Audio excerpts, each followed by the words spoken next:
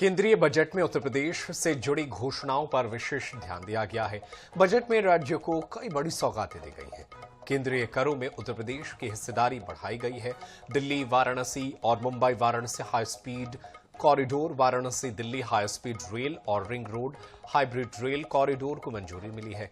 पश्चिमी यूपी में नया एम्स और बुंदेलखंड के युवाओं के लिए आईआईटी की घोषणा की गई है। प्रयागराज में औद्योगिक नोड जेवर एयरपोर्ट के पास देश का पहला सेमीकंडक्टर डिजाइन और मैन्युफैक्चरिंग पार्क और लखनऊ में एआई सिटी विकसित होगी। मेट्रो परियोजनाओं, गंगा एक्सप्रेसवे विस्तार, agri export zone, emergency trauma centre, महिला छात्रावास, श्री मार्ट, सस्ती दवाइयों, khadi, OD, OP, semiconductor mission, दिव्यांग सहारा योजना और मानसिक स्वास्थ्य और ट्रॉमा केयर को भी बजट में प्राथमिकता दी गई है।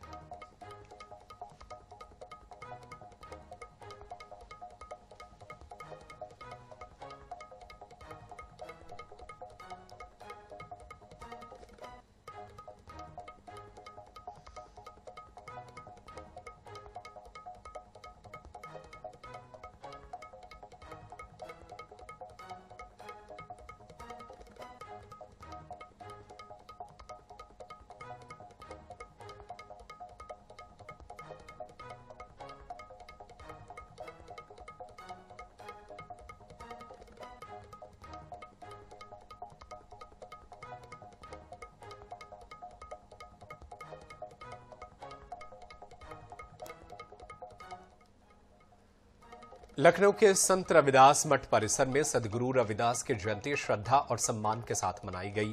कार्यक्रम में सीएम योगी ने सहभागिता करते हुए संत रविदास की प्रतिमा पर माल्यार्पण और अनावरण किया। सीएम योगी ने कहा कि संत रविदास ने गुलामी के दौर में सामाजिक समरसता, समानता और एकता का संदेश दिया।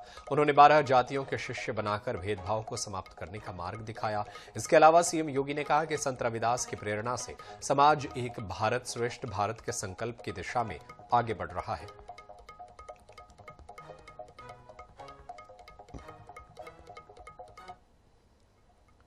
व्यावसायिक शिक्षा, कौशल विकास और उद्यमशीलता राज्य मंत्री स्वतंत्र प्रभार कपिल देव अग्रवाल ने केंद्रीय बजट पर अपनी प्रतिक्रिया दी। मंत्री कपिल अग्रवाल ने कहा कि बजट भारत को विश्व की तीसरी सबसे बड़ी अर्थव्यवस्था बनाने की दिशा में ठोस रोड मैप प्रस्तुत करता है। बजट में युवाओं के रोजगार, किसानों के सम्मान और एमएसएमई क्षेत्र को सशक्त करने के लिए 10,000 करोड़ रुपए का प्रावधान किया गया है। 5 लाख तक की आबादी वाले शहरों को विकास से जोड़ने की घोषणा से मुजफ्फरनगर सहित कई शहरों को लाभ मिलेगा।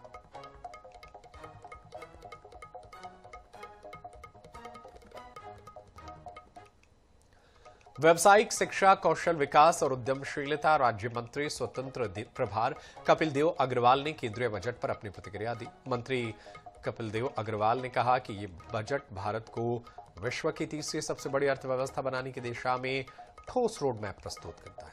बजट में युवाओं के रोजगार, किसानों के सम्मान और एमएसएमई क्षेत्र को सशक्त करने के लिए 10,000 करोड़ का प्रावधान किया गया है। 5 लाख तक की आबादी वाले शहरों को विकास से जोड़ने की घोषणा से मुजफ्फरनगर सहित कई शहरों को लाभ मिलेगा।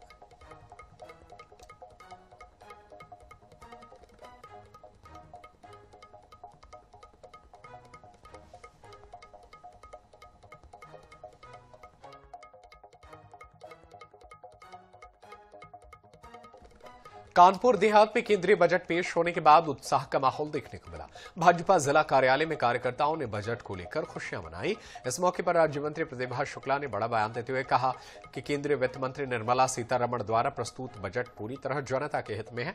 उन्होंने कहा कि यह बजट समावेशी और महिलाओं के उत्थान पर विशेष ध्यान देती है।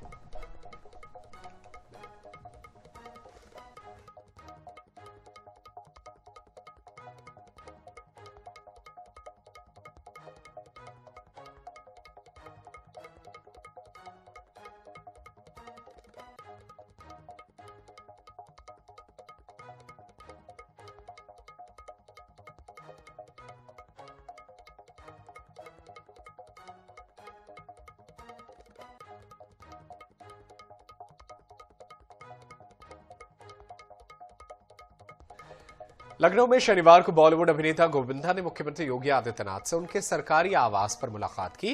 मुलाकात के दौरान कला, सिनेमा और सामाजिक विषयों पर चर्चा हुई। साथ ही मुख्यमंत्री योगी आदित्यनाथ ने हिंदी सिनेमा में योगदान की सराहना करते हुए उन्हें शुभकामनाएं भी दी। वहीं अभिनेता गोविंदा ने भी उत्तर प्रदेश में हो रहे विकास कार्यों की प्रशंसा कर मुख्यमंत्री के नेतृत्व की सराहना की।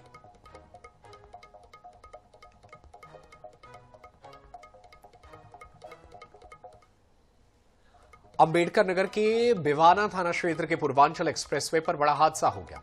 ट्रक की टक्कर से कार सवार 3 लोगों की मौत हो गई, जबकि 4 लोग घायल हो गए। हादसे का शिकार हुए लोग एक ही परिवार के थे, जो लखनऊ के गोरखपुर लौट रहे थे।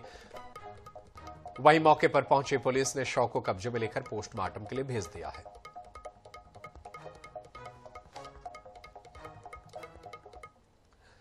सहारनपुर में वंदे भारत मिशन एक चिंगारी ट्रस्ट के संस्थापक विजयकांत चौहान ने शंकराचार्य अभिमुक्तेश्वरानंद को लेकर बड़ा बयान दिया है। विजयकांत चौहान ने सनातन धर्म को बांटने और हिंदू संस्कृति को कलंकित करने का आरोप लगाया। इसके अलावा उन्होंने आरोप लगाया कि स्वामी अभिमुक्तेश्वरानंद डीप स्टेट के इशारे पर सीएम योगी के विरोध में बयान दे रहे हैं।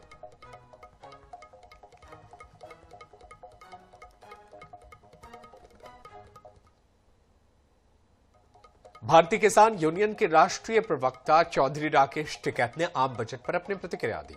राकेश टिकैत ने कहा कि बजट से उम्मीद बहुत थी, लेकिन कुछ खास नहीं मिला। किसान सम्मान निधि को बढ़ाने की उम्मीद थी। कागजों में यह बजट अच्छा लगेगा, लेकिन धरातल पर कितना आएगा ये देखने वाली बात होगी।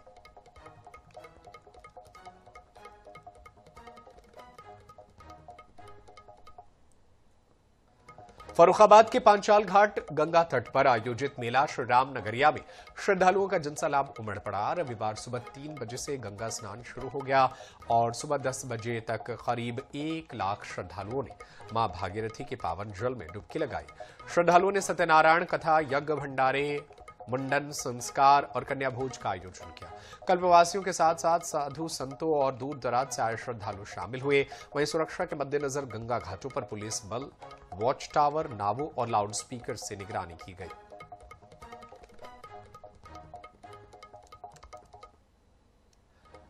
आगरा पुलिस ने साइबर अपराधियों के बड़े गिरोह का पर्दाफाश किया है। गिरोह अब तक 10 करोड़ की साइबर ठगी को अंजाम दे चुका है। पुलिस ने 4 आरोपियों को गिरफ्तार कर बड़ी संख्या में एटीएम कार्ड और नकदी बरामद की है। जानकारी के मुताबिक आरोपी बहला फुसलाकर लोगों से खाता खुलवाते थे, फिर ठगी से बरामद की गई रकमों के लिए इन खातों का इस्तेमाल करते थे।